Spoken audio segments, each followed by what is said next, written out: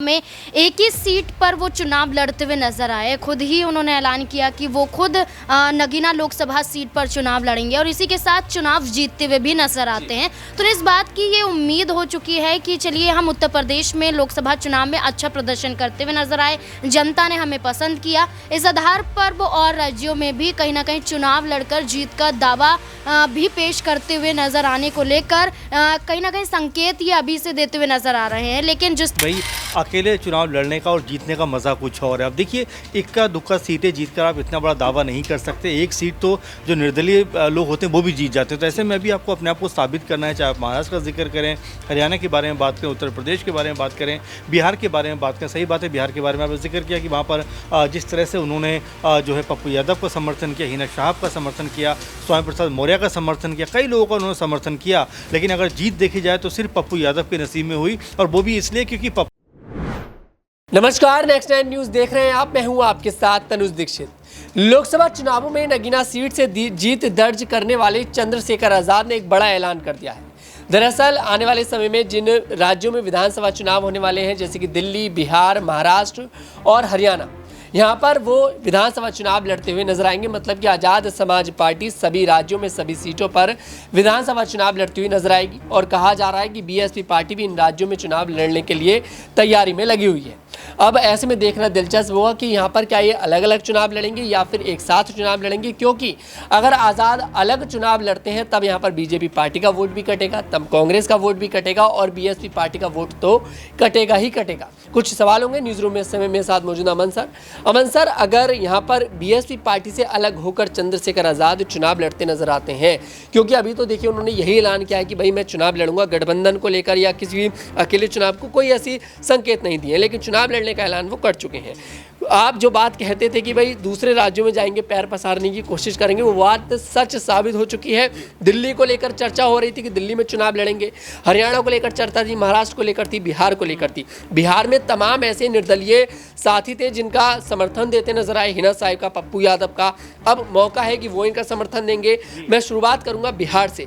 क्या बिहार में यहाँ अकेले चुनाव लड़ेंगे आज़ाद, या फिर पप्पू यादव, हिना साहब, मायावती इन लोगों का साथ लेते नजर आएंगे? देखिए, जिस तरह से आज़ाद की अभी भाषा है और जिस तरह के शब्दों को वो इस्तेमाल करने लगता है कि वो अति आत्मविश्वास का कहीं ना कहीं शिकार होते हुए दिखाई पड़ रहे हैं। क्योंकि जो स्टेटमेंट अभी आपने कोट किया और जो लगातार उनके बारे में खबरें सामने आ रही हैं, ये कह रहे हैं कि भाई अकेले चुनाव लड़ने का और जीतने का मज़ा कुछ और है। अब देखिए, इक्का दुक्का सीटें जीतकर आप इतना बड़ा दावा नहीं कर सकते। एक सीट तो जो निर्दलीय लोग होते हैं वो भी जीत जाते हैं। तो ऐसे में भी आपको अपने आप को साबित करना है, चाहे आप महाराष्ट्र का जिक्र करें, हरियाणा के बारे में बात करें, उत्तर प्रदेश के बारे में बात करें, बिहार के बारे में बात करें। सही बात है, बिहार के बारे में आपने जिक्र किया कि वहाँ पर जिस तरह से उन्होंने जो है पप्पू यादव का समर्थन किया, हिना साहब का समर्थन किया, स्वामी प्रसाद मौर्य का समर्थन किया, कई लोगों का उन्होंने समर्थन किया। लेकिन अगर जीत देखी जाए तो सिर्फ पप्पू यादव के नसीब में हुई, और वो भी इसलिए क्योंकि पप्पू यादव का जो वहाँ पर रसूख रहा है, 4 से 5 बार के वो सांसद हैं। तो ऐसे में वहाँ की जीत कोई बहुत अप्रत्याशित नहीं थी उनके लिए। लेकिन यहाँ पर आज़ाद का ये कहना है कि अकेले चुनाव लड़ना, अकेले चुनाव को जीतना, उसका मज़ा कुछ और, यानी कि आप समझिए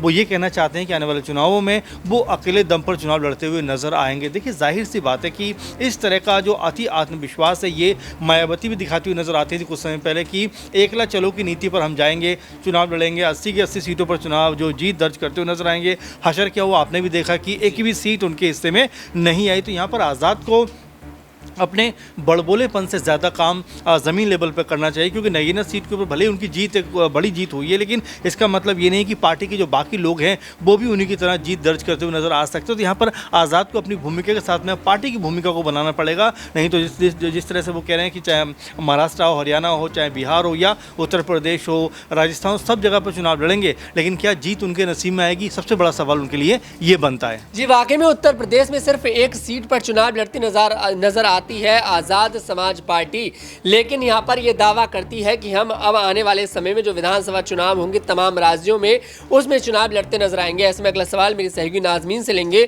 नाजमीन, ये जो बड़बोलापन है, क्या आज़ाद को ये लेकर डूब जाएगा एक दिन? क्योंकि जैसा अमन सर ने जिक्र करा इस बात का कि मायावती ने एकला चलो वाली जो राह थी उस पर वो चलती दिखाई दी।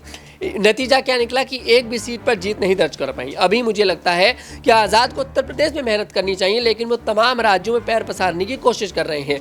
ये उनके लिए फ़ायदेमंद साबित होगा या फिर उन्हें इस बात का नुकसान दिखाई देगा? चंद्रशेखर आज़ाद की बात की जाए तो उन्हें इस बात की उम्मीद कहीं ना कहीं जगती हुई नज़र आ रही है कि लोकसभा चुनाव में एक ही सीट पर वो चुनाव लड़ते हुए नज़र आए। खुद ही उन्होंने ऐलान किया कि वो खुद नगीना लोकसभा सीट पर चुनाव लड़ेंगे और इसी के साथ चुनाव जीतते हुए भी नज़र आते हैं। तो इस बात की ये उम्मीद हो चुकी है कि चलिए हम उत्तर प्रदेश में लोकसभा चुनाव में अच्छा प्रदर्शन करते हुए नजर आए, जनता ने हमें पसंद किया। इस आधार पर वो और राज्यों में भी कहीं ना कहीं चुनाव लड़कर जीत का दावा भी पेश करते हुए नज़र आने को लेकर कहीं ना कहीं संकेत ये अभी से देते हुए नज़र आ रहे हैं। लेकिन जिस तरीके से आपने कहा कि अभी उत्तर प्रदेश में उन्हें कहीं ना कहीं काम करना चाहिए, उत्तर प्रदेश में जिन दलितों के लिए, जिन आदिवासियों के लिए वो अपनी पार्टी का गठन करते हुए नजर आए। जब लोकसभा चुनाव के बीच में चंद्रशेखर आज़ाद ये तक कहते हैं कि अगर मैं चुनाव जीतूंगा तो मैं खुद यहाँ पर उनकी आवाज़ सदन के अंदर पहुँचाता हुआ नजर आऊँगा,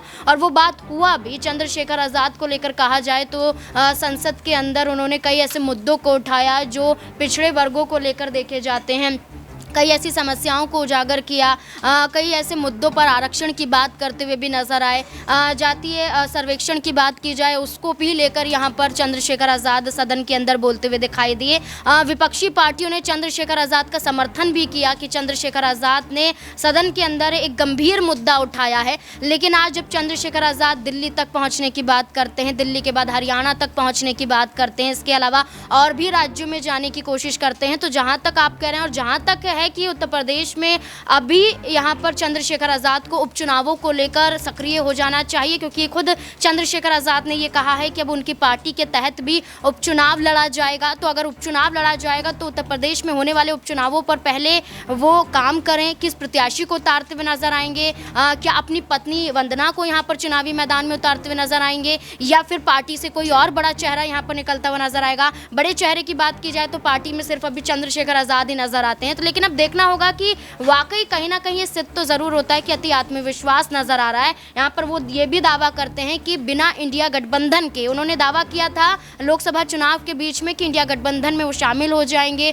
कोशिशें की, समाजवादी पार्टी की तरफ पहुंचे, समाजवादी पार्टी ने साथ नहीं दिया, लेकिन वो ये दावा करते हुए नजर आए कि बिना इंडिया गठबंधन के उन्होंने चुनाव जीत लिया और आने वाले चुनाव भी वो ऐसे ही अकेले अपने दम पर जीतते हुए नजर आएंगे। तो इस आधार पर अति आत्मविश्वास तो उनका नजर आ रहा है। जी वाकई में, लेकिन जिक्र करेंगे दिल्ली का, जैसे कि दिल्ली के हालात इस समय ये हैं। आम आदमी पार्टी के जो संयोजक हैं और दिल्ली के मुख्यमंत्री अरविंद केजरीवाल जेल में हैं, और आम आदमी पार्टी के लिए दिल्ली में देखिए विधानसभा चुनाव में जो स्थिति बनी हुई है बहुत ज़्यादा गंभीर बनी हुई है। वहीं आज़ाद ने भी ऐलान कर दिया कि भाई मैं दिल्ली में चुनाव लड़ूंगा। मायावती पहले से नजर आ रही है, तैयारी में लगी पड़ी है। भारतीय जनता पार्टी चुनाव लड़ने वाली है, कांग्रेस भी अलग चुनाव लड़ने वाली है। ऐसे में सवाल ये खड़ा होता है कि क्या आज़ाद दिल्ली में आम आदमी पार्टी का समर्थन देंगे या फिर अकेले चुनाव लड़ेंगे, क्योंकि आज़ाद ने दिल्ली में एक गंभीर मुद्दे को एक बार फिर से उठाया। दरअसल आज से 4 साल पहले संत कबीरदास जी के एक मंदिर को तोड़ दिया गया था। उस मुद्दे को एक बार फिर से आज़ाद ने जनता के सामने रखा, सरकार के सामने रखा। अगला सवाल मेरे सहयोगी मनीष से लेंगे। मनीष, दिल्ली में क्या स्थिति आपको नजर आती है कि क्या चंद्रशेखर आज़ाद यहाँ पर तमाम मुद्दों को लेकर यहाँ पर सरकार को घेरते हुए नजर आ रहे हैं, केंद्र सरकार को? क्या यहाँ पर आम आदमी पार्टी का समर्थन करेंगे या फिर आम आदमी पार्टी को झटका देंगे, अकेले चुनाव लड़कर दिखाएंगे?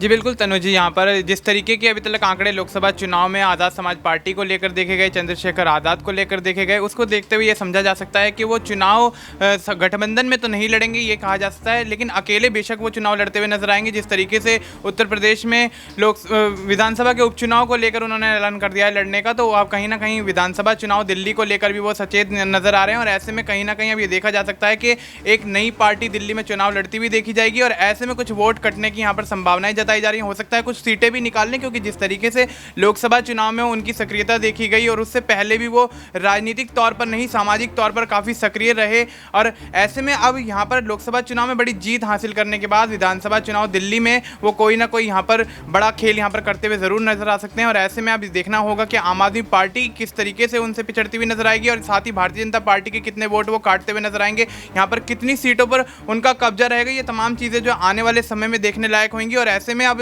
विधानसभा चुनाव जो दिल्ली का है वो काफ़ी ज़्यादा दिलचस्प होने वाला है और अब आंकड़े जो हैं वो काफ़ी ज़्यादा चौंकाने वाले होने वाले हैं। जी वाकई में अब देखना दिलचस्प हुआ जो ऐलान चंद्रशेखर आजाद ने किया है कि भाई मैं अकेला चुनाव लड़ूंगा, क्या इन बातों पर खरे उतरेंगे, क्योंकि इस समय आजाद समाज पार्टी कहीं ना कहीं उभरती हुई नजर आ रही है। चंद्रशेखर आजाद जिस तरह से संसद भवन में दलितों के हित में बात करते नजर आ रहे हैं, मुस्लिमों के पक्ष में बात करते नजर आ रहे हैं, ऐसे में अंदाजा तो यही लगाया जा रहा है कि एक दिन चंद्रशेखर आजाद बड़े नेता जरूर बनेंगे। खैर आपको क्या कुछ लगता है कमेंट सेक्शन में जरूर बताइएगा।